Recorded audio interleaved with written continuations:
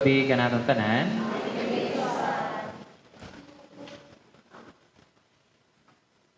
Katong mga gipanganak siguro o 1990s. Itong dilibitaw, wala na itubo wala gipanganak ang ilang ginikanan sa modern days. For sure, ang inyong pangalan, kung dili gikan sa almanaki, gikumbay nga pangalan sa inyong ginikanan. No.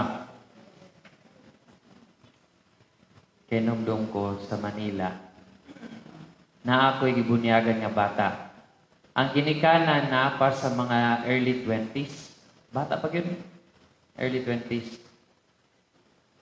Kitapok na ako sila sa tunga. Nangutan ako. Ano ang pangalan ng bata?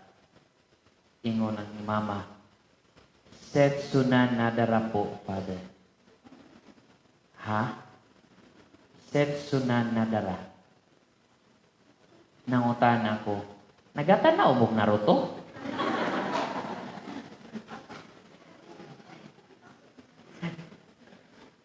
Sahay, magkatawa ko sa pangalan nga ihatag sa bata, kay ang simple nga pangalan, example, Christine. Diba ang common nga spelling sa Christine kay C-H-R-I-S-T-E-N-E. Tama? Ang ubang ginikanan, gusto lagi mayunik, Christine. K-H-R-I-S-T-Y-N-E. Pag-abutan na sa eskwelahan, maglibog ng teacher o saon pagsulat. Ang problema, ang nasulat sa birth certificate, lahi pagsulat dito sa baptismal certificate. Dakong kasi kasuhuno ng ginikanan ani. Halimbawa, ang akong lechido. Kani. Naay lechido, akong lechido na ko kay L-E-C-H-I man. D-O. Naay lechido nga L-E-T-C-H-I-D-O. Niya usahay lagi ka na yung mag-pronounce ng Bisaya. Hoy, lechido.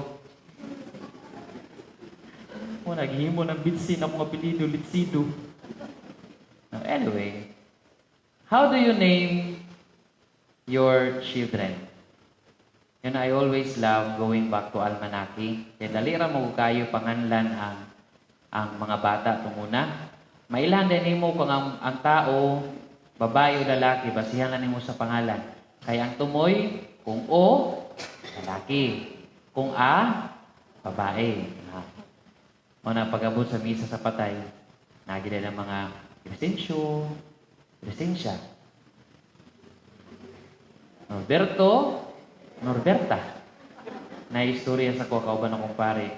Naday murag kuwanggulo niya seminarista ba pag-abot sa ilang seminary. Kay katuka na magpamisa lagi daw.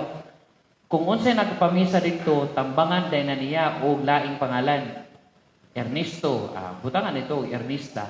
Ipangutan nga, gibutangan man yung uling ato. Malay ko, di ba na may mga pangalan nga nga na? Basin na din nga mati, na nagpag-ampo ni nga na. Anyway, mga igsuon, usa sa mga gahong maghihatag manggod sa tuwa sa Ginoo is to name names.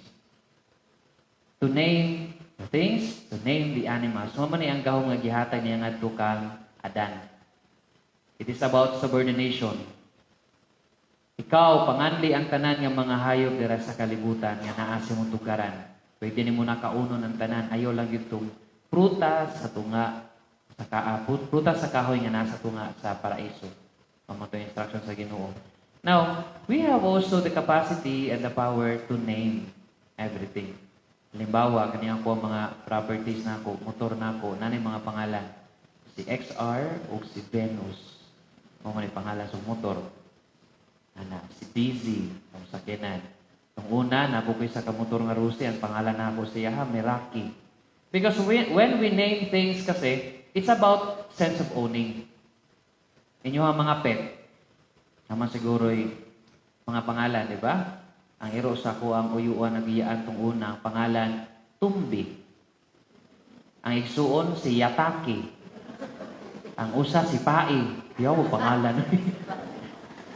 But at least, it's their name. Kay tungod kay, they are the property of this family. Now, kung sa'y pangalan ni mo? Kabalo ba ka sa kahulugan sa pangalan nimo? Ako, Victor, search din ako sa dictionary. Victor is conqueror. To conquer, na mahimong madaugon. Muna, tanawan ninyo yung pangalan. Unya, puhon-puhon ka mo mga batanon na mahimong mong ginikanan, ayaw na palisod-isuda. Ang inyong mga anak, basin og imbis nga 1 or 2 words lang pangalan, gihimo ng 3 to 5. Zian Kent Kobe Bryant. Pusa. Di maigo sa isa ka papel ba? Sa grade 1 bitaw? Kinahanglan pag second line. Now, anong gi-share man ako ni sa inyo ha? Because sa atong ebanghelyo karon gikan kang Lucas, kapitulo 57, ngadto sa 66, nadungog nato ang istorya nga gipanganak si Juan. Unya, ang bata, ginganlan nila og Juan, instead niya si Carayas. Kasi ang tradition kasi nila, pag naaga ni firstborn nga lalaki, ipangalang dayon na siya sa linyada nila. Nausahay, pag firstborn gari nga lalaki, ang buhaton karong panahon na junior. Ako junior. Anong wala ko gi-junjun? Hindi ko mag-junjun. Kaya na makag-junjun good. Katawa ko dari sa kumbento kay halos sila tanan na Ayan. Ayan pangalan. Si Kian. Si Christian. Muna, po, muhabol pag si Yan. Pag butawag ko Yan, tulo sila mo ato.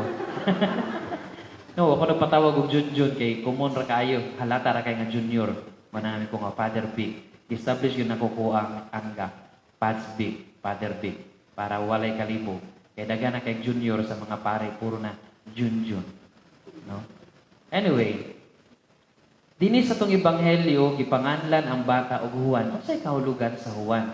It is from the Hebrew word Yohanes. That means Yahweh. John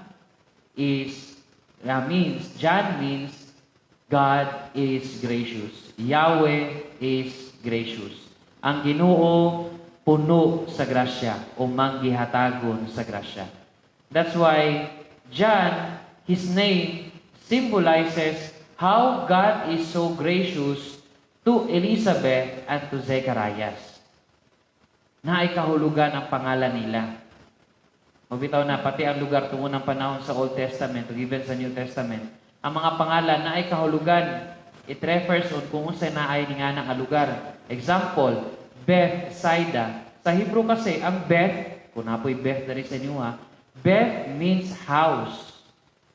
House. Saida is fish. So, house of fish. Kaya nga naman, ang Bethsaida, duol sa baybayon. Ang main product nila is the Bethlehem. Beth, house, lehem is bread. Sa misturya, gani ka mga Arabay, Arabay, kinanglan yun na naimura bitaw, plema bitaw, lehem. No. Bethlehem. Wana siya. Mga igsuon, na ay kahulugan ng matag pangalan. Ug sa atong ebanghelyo karon nadungog nato nga gipanganlan ang bata og Juan. Unsa may naa ni karon sa tuang? Mga igsuon, kita gibunyagan diha kay Kristo. Gitawag ta in general Kristiyano. Nagkahulugan nga ang atuang kinabuhi gikan kang Kristo o para kang Kristo. Pangutana, gipuy-an ba nimo ang pangalan nimong Kristiyano? Pangutana ko, unsay relihiyon nimo? Christian father. Ikaw, Catholic father. Unsay kalahian? Maglibog ta. Pag maingon gani ka og Kristiyano, siya nga nagatuo kang Kristo. Siya nga nagsunod kang Kristo. Pag maingon ka Katoliko, mauni ang atuang rito nga gisundan. Kanang mga born again, Christian man na sila because they follow what we believe about Christ. But we are different in rite. We are different in doctrines. Mao na, kung maingon gani, mangutan na, unsay relihiyon nimo? Kristiyano ko, pero Romano Katoliko. Na maingon, unsay ma-amplify na, born again ko. Sa klase nga born again? Christian.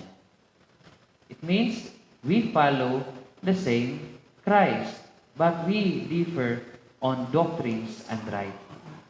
Mao na mga igsuon, unta, ang dakong hagit nako sa inyo ha, puy-an nato ang pangalan nga gihatag kanato sa Ginoo. Kanusa man na mapatunhay o mapalawman ang atuang pangalan nga Kristiyano panahon sa kumpirma. Dinha manggod sa kumpirma, katong pagtuo nga gipadayag sa ginikanan, ipadayag na nakaroon sa bata nga nidawat sa sakramento. It means, pag ang tao nakadawat sa kumpirma, kano sa mudawato na, Father? Edad nga 9 hangtod 12, sa wa pa kumpirmahe dire, kulang ang imong sacramento of initiation.